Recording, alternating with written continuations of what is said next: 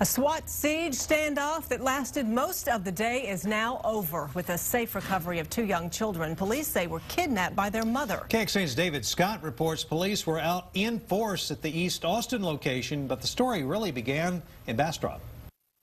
According to authorities, 28-year-old Valanda LaFay Nora snatched her two young children from their Bastrop carekeeper around 4 a.m.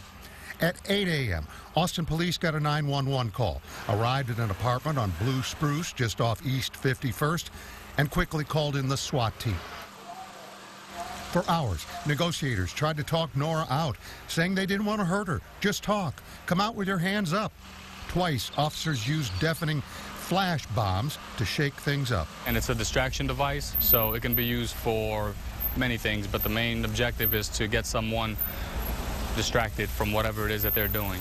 Turns out Nora has a previous criminal history, multiple arrests, including a standoff with police last year.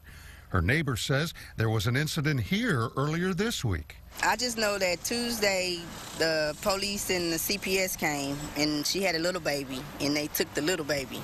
Officers worked on in the heat of the day, not knowing if the suspect was armed, not knowing how the 8-year-old boy and 5-year-old girl were doing. Then, at 2 p.m., it was over. Nora and the two kids came out separately, peacefully. She has been placed in custody. She is in the custody of the Austin Police Department. The children are well as well. There were no injuries to anyone. There have been 2 warrants issued out of Bastrop County. Each of them were for kidnapping. Within minutes of the stand down, the children were back with their carekeeper, presumably headed to Bastrop, but no one was sane. David Scott, KXAN News. According to Texas Child Protective Services, Nora lost custody of her children in March of 2010. The grandmother became legal guardian and adopted them last November.